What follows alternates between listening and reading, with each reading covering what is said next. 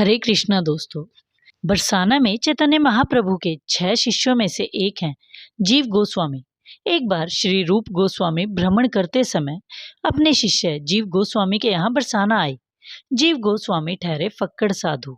अब फक्कड़ साधु को जो मिल जाए वो ही खा ले और जो पीने के लिए मिल जाए वो ही पी ले। आज उनके गुरु उनकी कुटिया में आए तो उनके मन में भाव आया कि मैं तो रोज रूखी सूखी रोटी पानी में भिगोकर खा लेता हूँ। आज मेरे गुरु आए हैं, उन्हें क्या खिलाऊं। एक बार अपनी कुटिया में देखा 2-3 दिन पुरानी रोटी जो बिल्कुल सख्त हो चुकी थी। अब साधु ने सोचा कि मैं तो ये रोटी पानी में गलाकर खा लेता, किंतु मेरे गुरु को ये रूखी सूखी रोटी कैसे खिलाऊं। यदि मैं उन्हें ये रूखी सूखी रोटी खिला भी दूं तो मेरा मन कैसे संतुष्ट होगा। एक क्षण के लिए साधु के मन में विचार आया कि यदि समय होता तो किसी ब्रजवासी के घर चला जाता, दूध मांग लाता, चावल मांग लाता और गुरु जी के लिए खीर बना देता। मेरे गुरु जी मेरे चाचा भी लगते हैं, काश मैं उन्हें खीर खिला सकता। रूप गोस्वामी ने अपने शिष्य जीव गोस्वामी से कहा, मुझे भूख लगी है। तो ना चाहते हुए भी जीव गोस्वामी अंधेरे में अपने गुरु को वो रोटियां देने लगे।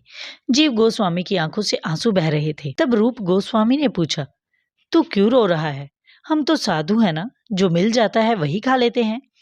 तुम क्यों इतना सोच रहे हो? मैं आराम से ये रोटी खा लूंगा। जीव गोस्वामी ने कहा, नहीं बाबा, मेरा मन नहीं मान रहा। यदि आपकी कोई पूर्व सूचना होती तो मैं आपके लिए कुछ बना देता। ये चर्चा हो ही रही थी कि आधी रात में किसी ने दरवाजा खटखटाया। जीव गोस्वामी ने दरवाजा खोला। दरवाजे के बाहर एक 8 से 10 वर्ष की किशोरी खड़ी हुई थी और उसके हाथ में एक कटोरा था। किशोरी बोली, बाबा, मेरी माँ ने खीर बनाई है और कहा है जाओ बाबा को दे आओ। जीव गोस्वामी की तो जैसे मन की इच्छा पूरी हो गई और उन्होंने वो खीर ले जाकर रूप गोस्वामी के पास रख दी और अपने गुरु से बड़े प्रेम भाव से कहा, पाओ बाबा, खीर पाओ। किंतु जैसे ही रूप गोस्वामी ने उस खीर को स्पर्श किया, उनका हाथ कांपने लगा। जीव गोस्वामी को लगा बाबा का हाथ कांप रहा है। पूछा, बाबा, क्या कोई अपराध हो गया है मुझसे? रूप गोस्वामी ने पूछा, जीव, आधी रात को ये खीर कौन लाया? बाबा, पड़ोस में एक कन्या है, मैं जानता हूँ उसे, वो लेके आई है। नहीं जीव, इस खीर को जैसे ही मैंने चखा मेरे मन में रोमांच हो गया। जीव, तू पता कर, ये कन्या मुझे किशोरी जी के होने का एहसास दिला रही है। जीव गोस्वामी ने कहा, नहीं बाबा, ये कन्या पास की ही है, मैं उसे अच्छी तरह से जानता हूँ। आधी रात में दोनों उसके घर गए और दरवाजा खटखटाया। अंदर से उस कन्या की माँ निकलकर बाहर आई। जीव गोस्वामी ने पूछा, क्षमा कीजिए, आपको इतनी रात को कष्ट दिया, परंतु आपकी कन्या कहाँ है? उस महिला ने पूछा, क्या बात हो गई है बाबा? मेरी बेटी उसके ननिहाल गई है और उसे गए हुए 15 दिन हो गए हैं। ये सुनते ही रूप गोस्वामी मूर्छित हो गए। जीव गोस्वामी ने उनके पैर पकड़े और जैसे तैसे श्री जी के मंदिर की सीढ़ियां चढ़ने लगे। वो दोनों बहुत जल्द मंदिर पहुंचना चाहते थे, इसलिए लंबे लंबे पग भरते हुए मंदिर पहुंचे। मंदिर पहुंचकर श्री गोसाई जी से पूछा, बाबा, एक बात बताओ, आज श्री जी श्यामा प्यारी को क्या भोग लगाया था? जीव गोस्वामी श्री गोसाई जी को जानते थे तो उन्होंने बता दिया कि आज श्री जी को खीर का भोग लगाया था। रूप गोस्वामी तो ये सुनते ही भाव विभोर हो गए और श्री राधे कहने लगे। अब उन्होंने गोसाई जी से कहा, बाबा, एक निवेदन और है आपसे।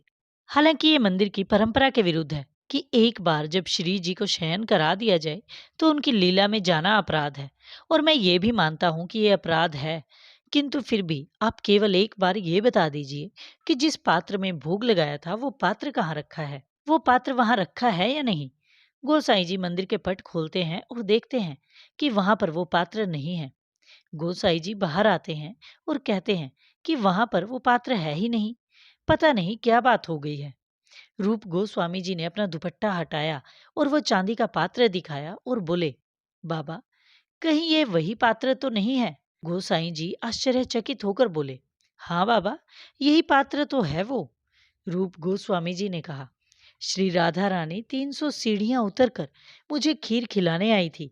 किशोरी जी स्वयं आई थी। श्री राधा रानी पधारी थी। उस खीर को अपने मुख पर रगड़ लिया। सब साधु संतों को बांटते हुए श्री राधे करते हुए फिर वे कई वर्षों तक बरसाना में ही रहे। श्री राधा रानी अपने भक्तों पर कृपा करती हैं। ऐसा कहा जाता है कि जब आप मुसीबत में हो तो राधा नाम का जप करें और आपकी सारी परेशानियां दूर हो जाएंगी। आशा है ये वीडियो आपको पसंद आया होगा। अपना कीमती समय देने के लिए धन्यवाद। हरे कृष्ण।